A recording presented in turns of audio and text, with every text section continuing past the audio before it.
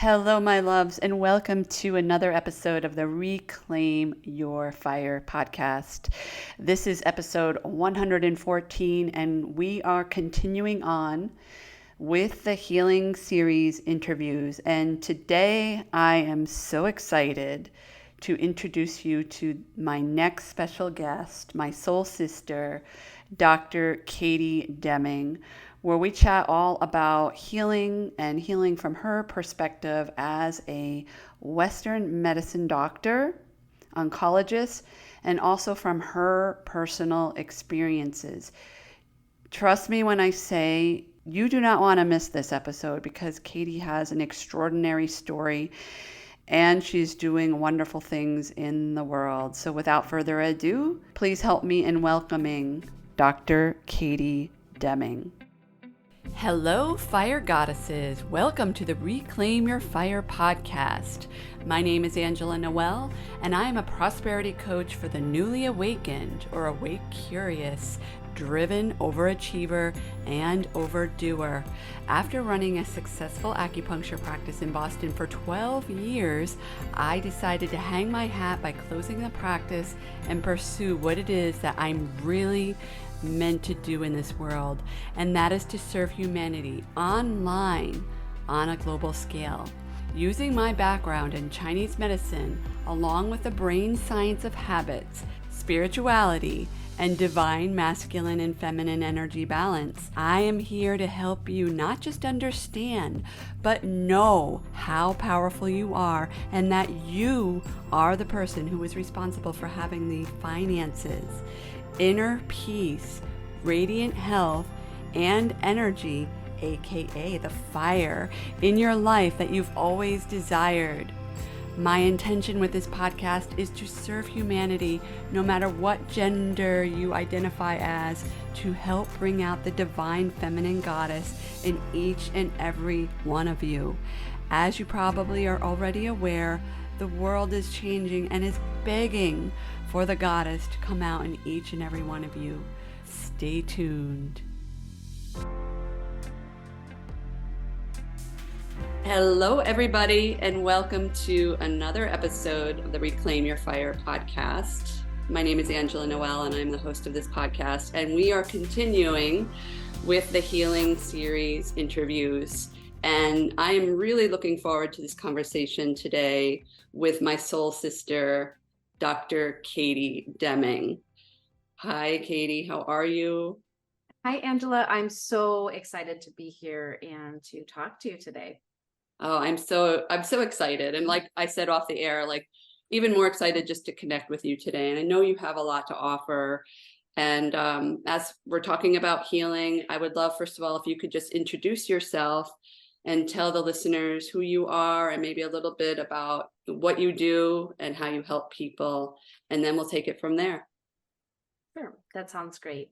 So, as you said, my name is Dr. Katie Deming. I am by training a radiation oncologist and had practiced radiation oncology for 16 years with a large healthcare organization, and also was a healthcare leader. So ran very large scale cancer programs, end-to-end cancer prevention, screening, treatment through palliative care, end of life, or survivorship. So kind of the whole continuum.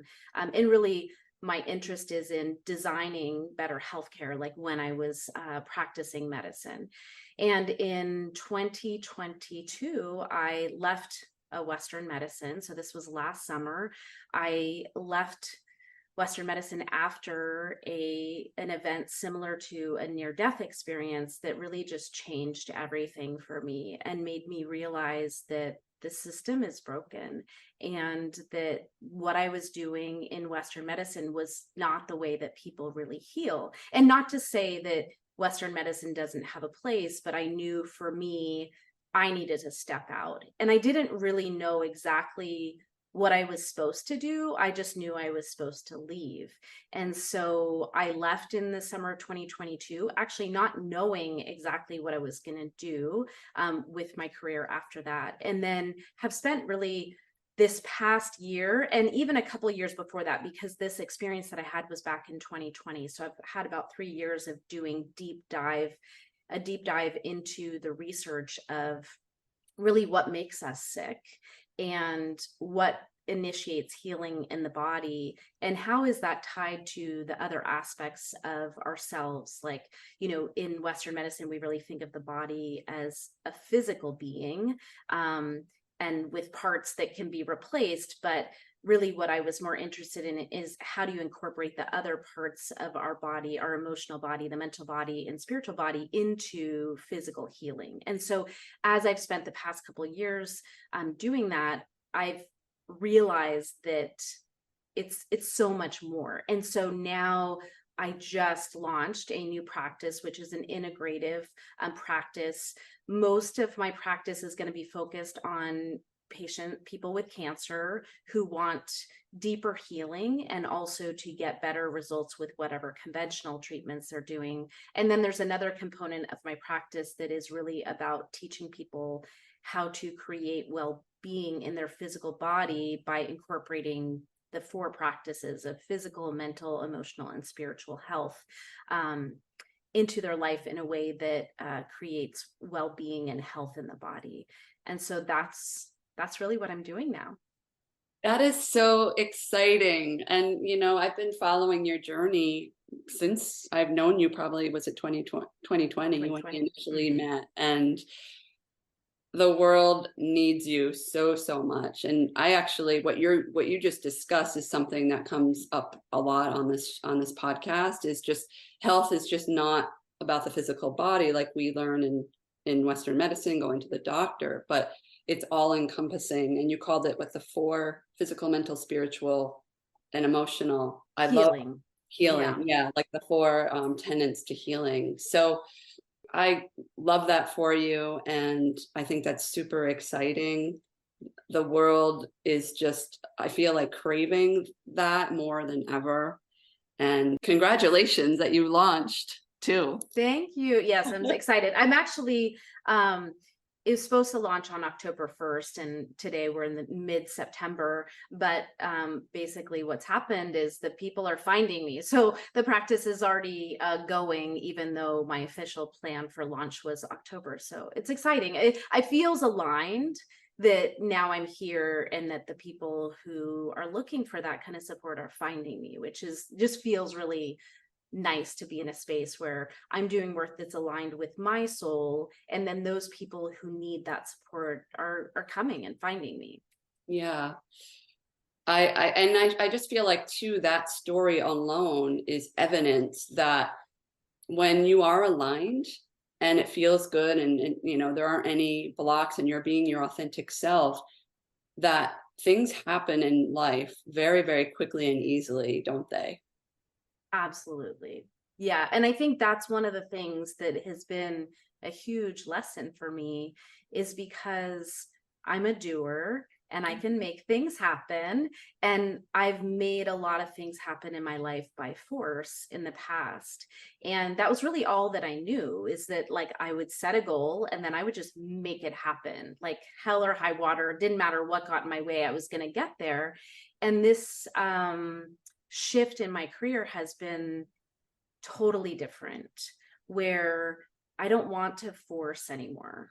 I want to go where the doors are opening. So for me now, as I've been looking at my career and deciding what I want to do, I follow the energy. So if the door is open, I step through it. If the door shuts, I don't push past it anymore. I don't force things anymore. I then say, okay, well, that's not meant to happen right now. Maybe it will at some point, but then I just shift. And so it's really been like learning that, because I think that's a skill. I think that is a different way of living, certainly from the way that I lived before. And so I practice that every day, of like really not getting caught up in my own vision of what's supposed to happen, and trusting that what is happening is what's meant to be happening, and then following that. And if the door closes, like, it can be disappointing. I'm human, right? So it can be disappointing and be like, oh, I was hoping that would happen, but recognizing that no, if that door's shut, it means that that's not meant for me right now. And then just moving into that. And as I've practiced that, this flow that you describe and alignment has just opened, and it just becomes easy. And I won't say that everything is easy, because that discipline of practicing following the energy is actually work. It requires management of myself so that I don't get attached to my own ideas about things. But in doing that work, it does become easy in terms of the doors really just open and things show up that I could never have imagined. So it's been quite beautiful. That is really beautiful. And, since we're in the interest, we're talking about the interest of healing, I would love if we could just break down what you talked about just now, Katie, on like your healing process of getting to where you're at when it comes to forcing versus allowing. Like, if you could just, because I know that there's a lot of overdoers in the world. There's a lot of people that feel like their value is marked by how much they're doing in the world and accomplishing and succeeding. How could you walk the listeners through that process a little bit? Like, what was that like for you, maybe when you started? In the beginning, when you talked about I was an MD and I was a doer, and I did, and I succeeded, and to where you are out at now, where to me, I'm just hearing the word bliss. Like, it almost sounds like not just easy, but blissful, to just allow to follow the energy and allow what opportunity needs to happen. Could you chat a little bit more about that? Sure. Well, I will say that it was not a pretty or easy path to get where I am today. Because basically, when I made the decision to leave medicine, so I finally made the decision in December of 2021, and I had known since December 19th of 29, when in 2019 I started to have this inkling that I needed to leave. And at the time, I had told my husband at the time that I was like, I think I'm not supposed to be doing this. And he was like totally confused. He's like, what are you talking about? You make $500,000 a year, you work 4 days a week, your job is easy for you, it's meaningful, you're great at it, what are you talking about? And so it took me from 2019 until December of 2021 to make the decision, because I knew my husband was not going to be on board. And so when I made the decision, basically, I told my husband, I'm leaving. And I understand that this is something you totally don't understand and that you may not be supportive, but I have to do this to be true to myself. And what happened with all of that was ultimately it led to me getting a divorce. So me leaving Western medicine was like me just like completely blowing up my life, because basically it resulted in a divorce. Then I had to sell my house, and I had to figure out all of these things. And I think the biggest thing for me was allowing that kind of collapse of my life as I knew it, and just letting go of everything. And I think the biggest thing that was so uncomfortable was that I did not know where I was going. And this is the biggest beef that my ex-husband had with me, is like, how can you just leave without having a plan? And I said, I think if I created a plan right now, it wouldn't be the right one, because I don't know exactly. I just know I need to let this go, and then I need to step into what's supposed to come next. And that is so foreign to most people, and also to someone in my field. Like, I literally did not finish my medical training until I was 32 years old. So I didn't have my first job until I was 32. I was in school that whole time. And to basically, throw all that away is the words that my ex-husband would have used. It sounds crazy, and it does sound like a little bit nuts. Like, what are you doing? But it was in that letting go and trusting that I didn't know what I was supposed to do, but I knew what I wasn't supposed to be doing. And that was enough.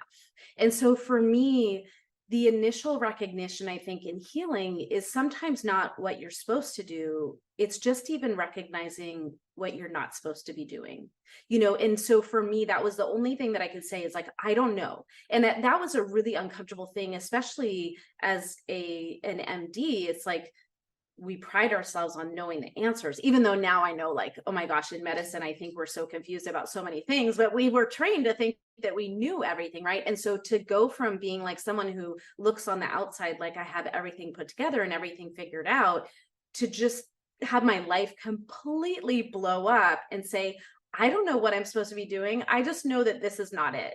And yet I'd spent my whole life and like all this money, training to become this thing. And so I think, the first step in healing is letting go of what's not serving you anymore, even when that's like terrifying and, your security and structure and all of that. So for me, it was really the release. And I have to say that was not comfortable. It was painful. It was confusing, and it was long. The answers didn't come fast. Yeah. And that was the other thing is that I thought, okay, well, I'm like a doer. I can make things happen. So I'm like, I'm going to stop. And then I bet if I just take like 1 or 2 months off, then it'll all become clear. And then I'll, launch some other kind of practice. I knew I would still serve patients with cancer.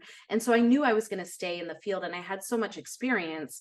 I just figured I needed a couple months to shift that. Well, like I left July 27th of 2022, and now it's September of 2023, and I'm literally just getting going. And so I think, in hindsight, I wish I had known that the letting go, it was going to take a lot longer to allow things to start to form, and also for me to grieve that loss. Like those were huge losses for me that I needed to grieve and move through in order to create something new. So I needed to grieve my marriage. I needed to grieve the loss of my career. My mom died last year as well. So that was like, or I guess she died in 2023, but she was diagnosed with cancer in 2022. And so dealing with all of that. So there was a lot of grieving that I needed to move through before I came into this place of following the energy, and so I think there's that breaking down and being willing to let go and not know the answers. For me anyway, that was a big part of my healing journey. Well, Katie, thank you so much just for sharing that story. I do sense that there's a lot of people listening that can really relate to that story. And especially when you said, I didn't know what I was supposed to do, but I knew what I was not supposed to do. And so much of this journey, I feel the journey that we're on, and I feel like the paradigm shift that we're experiencing is about trusting no matter what. So first of all, I appreciate that share. And second, for those that are wondering, gosh, like I can really relate to Katie's story, whether they're a doctor themselves or they're doing something else in their lives that they know is not good. Maybe they're in a relationship that they know they need to leave. That whole process of trusting. If you could share, like, what was the day-to-day like for you? Like when did you encounter self-doubt? Did you encounter, you mentioned it was painful. How did you turn that? Well, maybe if you could just explain how that felt a little bit more intimately, if you're comfortable doing that. And then how were you able to shift out of that? Sure. Well, the way that it felt was very scary and overwhelming. And there was huge self-doubt because there were so many people around me. I mean, my husband, who I was in love with, and I thought we would never separate. Like, I just never thought that we would break up. To have that person, like, basically saying, something's wrong with you. Like, you've gone off the deep end. I'm out of here. Like, I'm saying, to the point where, like, to leave your partner over making decisions like that, it really shook my confidence. Like, gosh, do I know what I'm doing? But I think the thing that I came back to, and I do think that near death like experience really gave me a knowing that was inside that I couldn't ignore. And I think one of the things to, note about my career is that I've spent a lot of time around death, obviously taking care of patients with cancer, but specifically I went into oncology because of an experience that I had with hospice when I was an undergrad, and recognizing that when you are really close to death with people who are dying, you learn truths about life that we miss in the day-to-day living of, this 3D reality. And so when I basically what happened was is that I had crossed over with a patient who was dying, and I didn't even know that that was a thing, but apparently this can happen to healthcare providers who are at the scene of someone who transitions, and they can experience what the soul who is transitioning experiences. And so that's what happened to me, is that I experienced that absolute love and light and peace that is, it's ineffable, it's indescribable.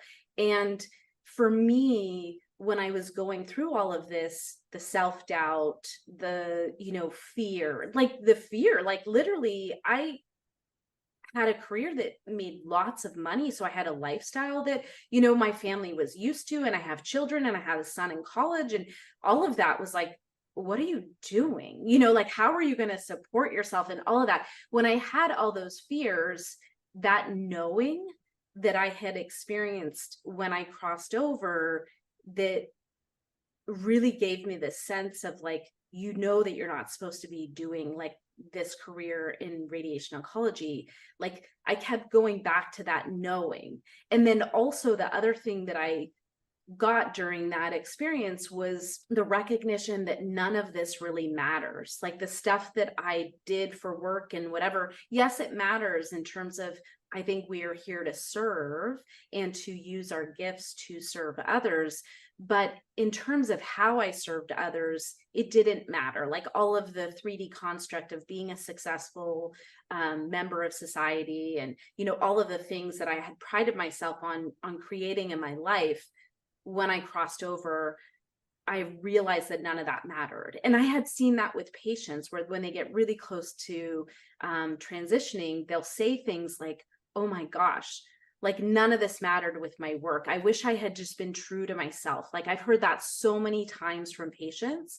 And now I had that knowing in my being from having had this experience. And so when I was having those dark days, which I will tell you, there were many, many of them. There were months where I was like crying. I would wake up every morning crying because I just didn't know. I was like, I don't know what I'm supposed to be doing. And that seems so crazy in the way that we structure this reality, to like really just step off the train and be like, I have no idea what I'm doing, but I'm not doing this anymore. That when that fear would creep in, I would just anchor back to what my truth was, is that none of this matters, that what's most important is that you become aligned with who you really are and do what's in your heart. Like, that's what truly matters. And so I just kept coming back to that, Yeah, that's beautiful. And, I feel like, first of all, I'm just pausing because I'm just taking it all in. I'm wondering if you would, because you mentioned the crossing over, would you like to share that a little bit further, like what that felt like for you, yeah. and what that was about? Did you actually cross over with your patient? Or yeah, I think the listeners would really love to hear that. Sure. So it was an experience that I had in the fall of 2020.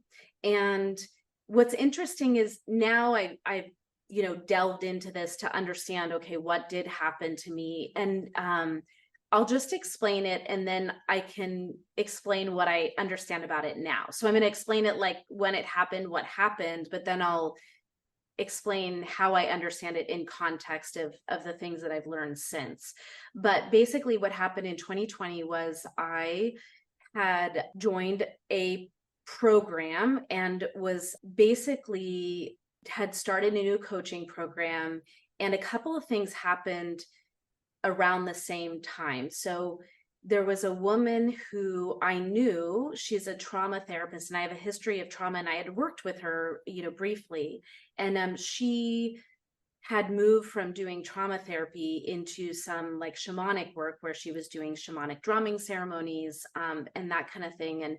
And she reached out to me and she said, this is going to be the weirdest phone call ever. She's like, I'm like embarrassed that I'm even calling you, but the messages will not stop. And so I have to do this. And she was like, Spirit is telling me that you have big power and that I'm supposed to help you. And I was like totally new to any of this like spiritual stuff. I had no idea what she was talking about. I'm like, what do you mean? And what are we supposed to do? And she's like, I don't know. And she's like, but I just know that I have to, work with you. And so it's like, okay, well, what does that mean? And she's like, I'm not sure. And she said, but like my intuition is telling me that it might be good for us just to do like a drumming ceremony. And so I went over to her, and I'm pretty open, even though I wasn't familiar with any of this, I was pretty open. And I said, okay, sure, I'm willing to do anything. And so I went to her studio, and basically what she does is she creates an altar, and then she does drumming, so shamanic drumming. And she asked me to go around the studio and put some items on the altar for this journey. And one of the things that I picked out was this very large apophyllite stone. And she said, it's so interesting that you picked that stone, because that was the stone that I learned how to do Reiki with. Like, it taught me how to charge my hands and how to really cultivate my own practice of Reiki. And so anyway, I put the stone on the altar, and then we did this drumming ceremony. And I, at the time, didn't have any context for any of it. I remember that I was like on an eagle, and the eagle was flying, and I that's all I remembered, that I was with an eagle and we were flying and we were doing this thing. And the ceremony probably lasted like an hour. There was no drugs or anything. It was literally just drumming. And so that was it. I was like, okay, that's interesting. I didn't know what to make of it. But at the end of it, she told me, she's like, the stone, that apophyllite stone, is telling me that it wants to go home with you. And it was like this giant, like 25-pound stone. Like literally I could barely carry it by myself. And I was like, really? And she's like, yeah. And I was like, you want me to take it home? And she's like, that's what it's saying. And I was like, okay. So I took the stone home with me that night. And then that night, basically the stone was like calling to me, and the stone was like basically saying, come meditate with me. And I'd never had anything like that happen either. And so I was like, okay, I went down and I just started meditating and had my hands on the stone. And what happened very quickly was, within like probably like 2 or 3 minutes, a woman's voice started talking to me. And basically she was saying to me, I can't let go, but it's not because of me, it's because of them. And instinctively, I knew she was dying, and I knew she was talking about her family or friends that she didn't want to leave behind. And so this was all in meditation. So I'm just like hearing these things in my meditation. I can't see her per se, but I can sense that I'm in this space with this woman. And so I just said to her, I said, there's no hurry. I basically did what I would do with someone who was dying in my presence, because I've been with patients who've died. And I said, there's no hurry.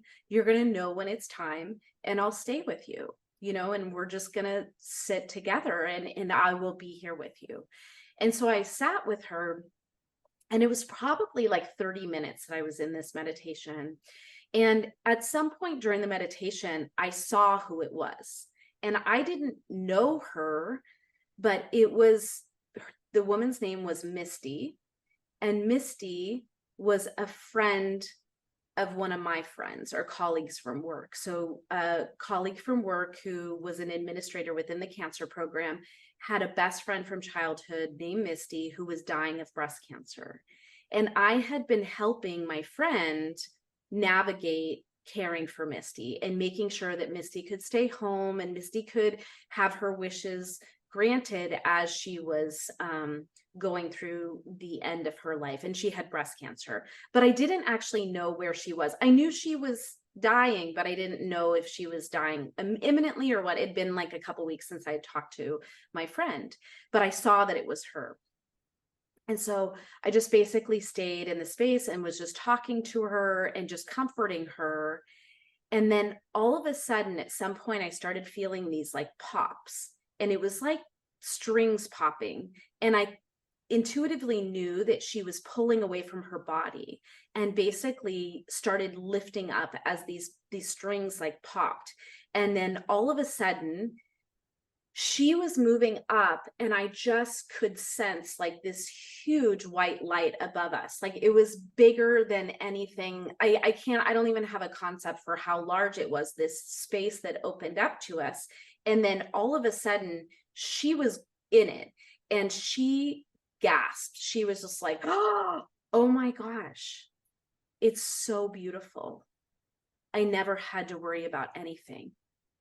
And then all of a sudden she was gone, and I was in this space, and all I could feel was like the most love and peace and light and warmth that I could ever imagine. And I was just like, oh my gosh, like this is what people describe. Like this is what people describe when they go into the light or they cross over, people who have had near-death experiences. I knew instinctively that that's what I was experiencing.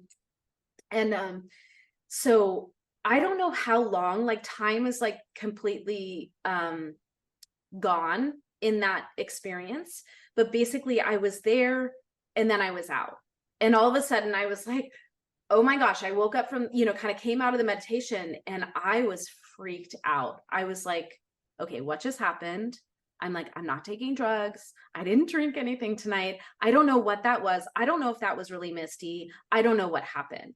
And so the woman who had done the journey with me had said, if you use the stone, you should discharge the energy into, I think she said, obsidian. And so I didn't have any obsidian. I had like a little like pendant. It was like this big. And I was like using my hands, and I was like discharging energy into this thing going, I don't know what is going on. And I'm like totally freaked out. And so I go to bed. I don't say anything to my husband. I don't say a word about this experience. I just go to bed. And then when I woke up in the morning, there was a text on my phone.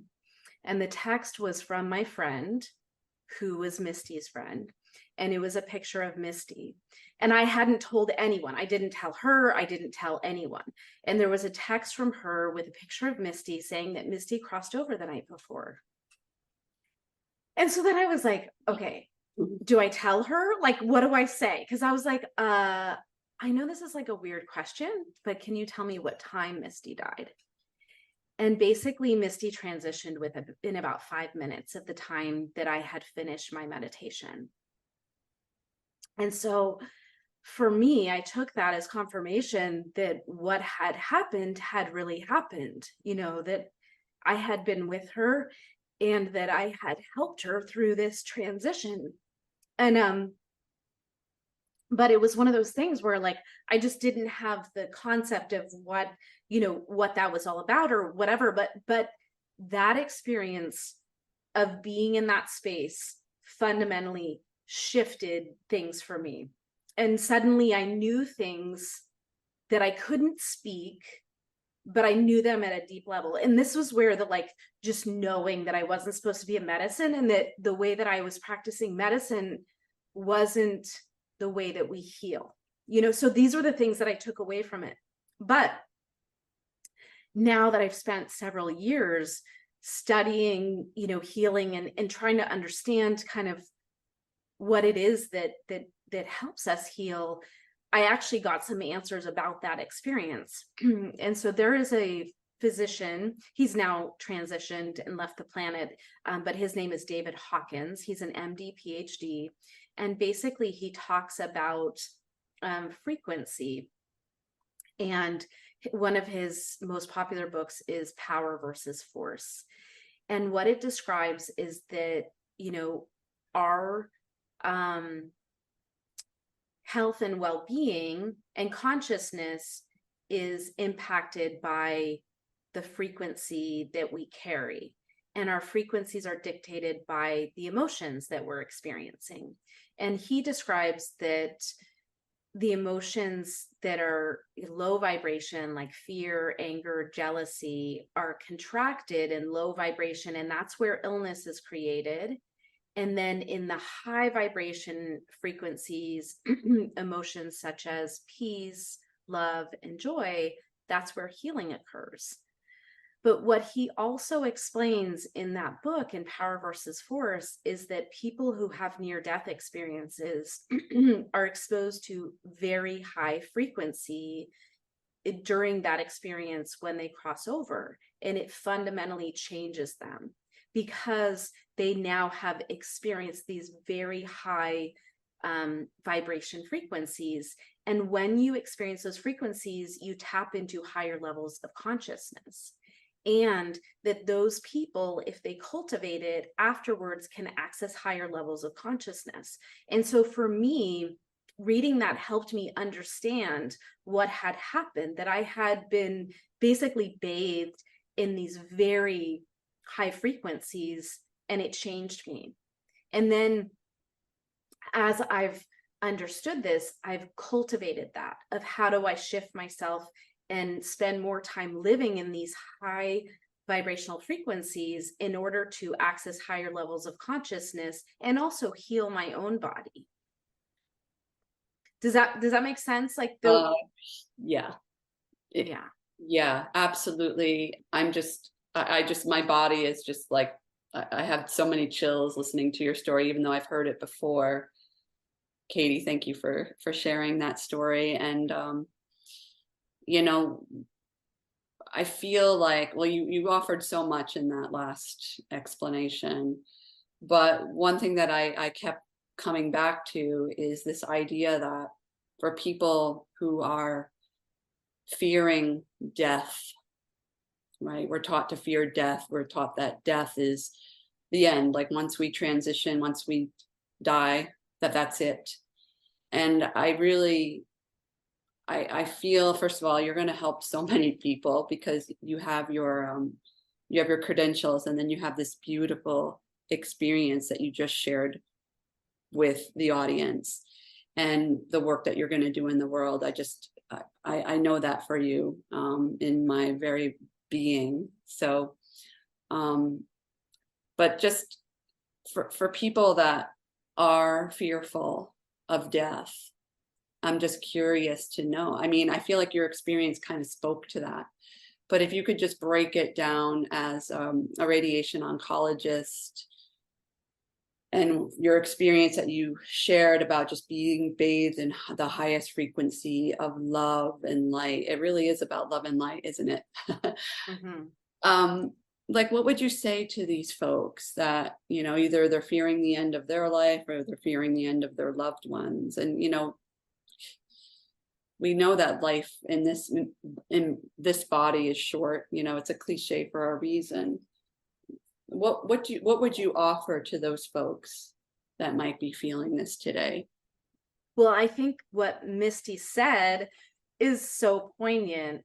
Like I had nothing, I never had to be afraid. She was so afraid. Afterwards, I learned what she was struggling with. And this is actually an interesting, I'll just explain this.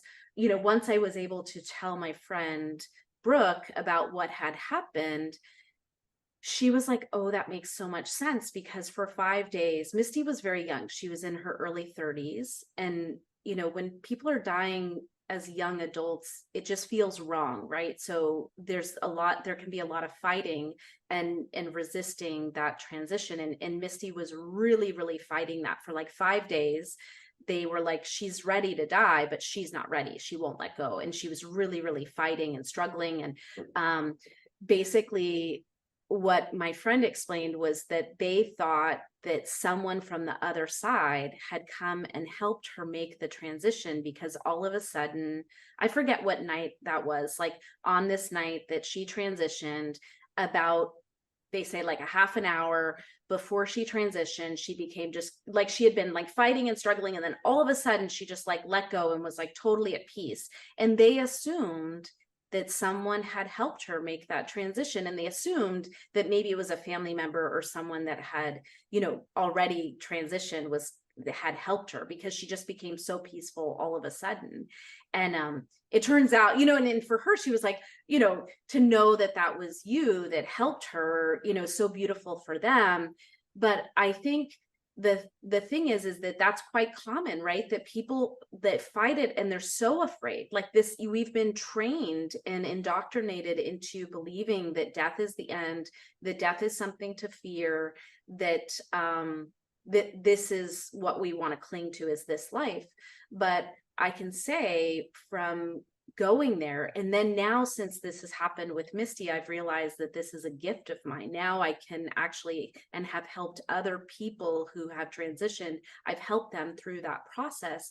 And now that I've crossed over multiple times with different souls, I can tell you, I'm not afraid. And I can't tell any patient. So if I was with a patient, I would never tell them not to be afraid, or that what they're feeling is not true for them. But I can speak from my own experience that I'm not afraid. In fact, if anything, I would say this is the hell. Like, this is the challenge. Like, once we release this body, it's so beautiful. It's like indescribable beauty, and that we don't ever go away. Like with Misty, I didn't experience this, but I've experienced this. Like I explained, my mom transitioned, so I helped my mom through her transition. And it was so beautiful, because I watched as she just dissolved into everything. She became one with everything.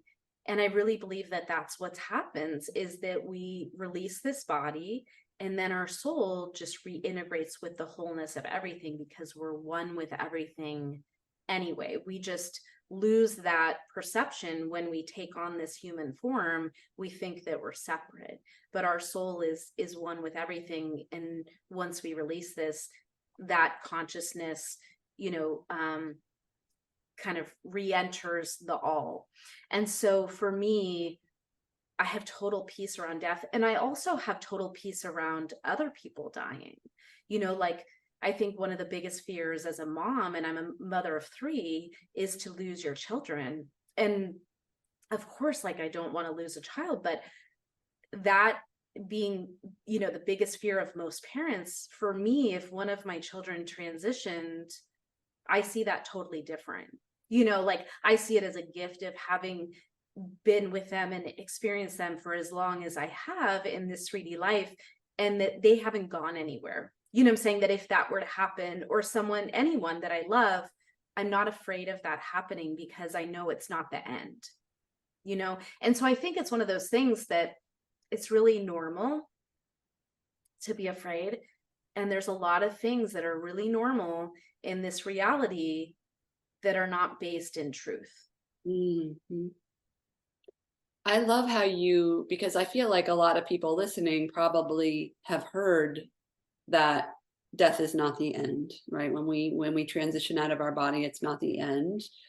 But the way you describe that, like between your experience and the truths that you've pulled away from your experiences, I feel like that gives people the opportunity to have that insight, and not necessarily, and maybe work through their fear, and have, I guess what I'm trying to say is, have a deeper understanding about death, rather than just say, well, yeah, I get it, but I'm still afraid. So thank you, Katie, for explaining that so beautifully and eloquently. I'd love to chat a little bit about like where you're at now, before I know, we're getting close to time. Like, what is your practice looking like now? And what kind of clients are you seeing now? Yeah. So my practice is really about creating health and well-being in the body. And when I was practicing medicine before, it was all on sickness, right? And I think Western therapies does a good job at killing cancer cells, but healing is not that. You know what I'm saying? Yes, and I actually do think there's some people who are like, oh, if I got cancer, I would never do any traditional therapies. And I'm of the mindset that we can use everything, and that we don't have to do everything, right? You don't have to do everything that's in Western therapy, but I do believe that using these pieces can be helpful for certain people. Like, cancer, we all have cancer cells in our body at any given time, but our immune system fights it, right? And the problem is that when we have more cancer cells than the body can manage, then we may need treatments to help kill those cells. And so my whole career had been focused on killing, things that don't belong in the body. And what I want to do now is I want to teach people how health and well-being is really created in the body. And it is actually all about frequency. So it is all about creating a sense of well-being and peace in the body. That is where the body heals. And so I'm really, with my oncology practice, there are really two areas of focus. The first is for people who are pursuing some kind of treatment. So it could be conventional treatment, or it could be a non-conventional treatment, but they're pursuing some treatment. I help them with performance of those treatments. So helping them make those treatments work better through emotional, mental, and spiritual practices. And a lot of it comes down to when people have cancer, they're afraid. And so they're in fear, they're contracted, their, sympathetic nervous system is on complete overdrive. And it's normal. Like, that's normal. When you have cancer, people get stressed and scared. But if you understand the way health is created in the body, we have to help them move out of that so that whatever treatment that they're doing can work better. So part of my work is helping people understand how their emotions are contributing to their health, or, not helping their health. Basically, it's either improving your health or worsening your health. And actually being in fear, it makes basically puts your body in a state where it can't do the repair that's needed to heal. And so if we want to use these treatments, we want to make them work. So part of it is getting them out of a sympathetic response and getting them to learn how to process their emotions so that they can find peace and love in order to help that healing, and also directing their mind, quieting their mind, like they've got like 100 monkeys in the trees in their head just going crazy when they have cancer, and learning how to quiet that, and then directing their mind to what they want, which is a state of perfect health. So that's part of my work, is treatment performance. And then the other part of it is deeper healing. So once someone is done with active treatment, then oftentimes the doctors are like, okay, done. There's nothing we can do. We're all done. And then all of a sudden the patients feel like they've like stepped off the edge of a cliff, and they're like, what? Like, now what? And then we tell them, we don't know why you got cancer, but we killed it and it's gone and you're fine. And it's like, patients can feel really out of sorts at this point. And so the second part of my practice is, when they're done with treatment, okay, now let's look at what are the things that are, you've experienced in this lifetime that may have contributed to illness. So this could be emotional trauma.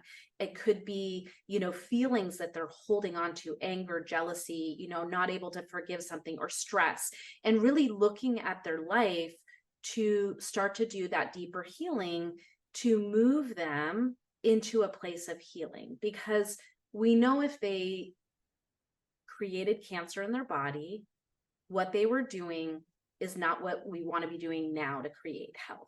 And so we're going to need to shift things. So what I work with people on is identifying, because I think part of the problem is people don't know, like, okay, well, what work would be appropriate to help me create health and well-being. But so basically it's emotional work, and the emotional work is learning how to release and process toxic emotions, and then cultivating peace and well-being.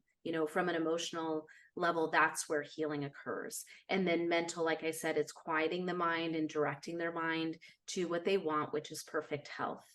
And then on a physical level, it's all about decreasing inflammation in the body and increasing or boosting the immune system.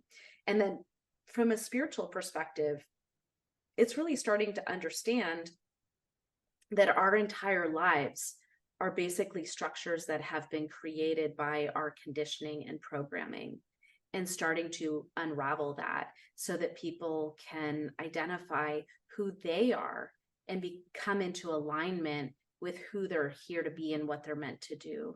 So that's really what I'm doing. And most of the people that I'm working with have cancer, but then, like I said, I'm also working with some people who just really want to cultivate the well-being and have this holistic approach to their health.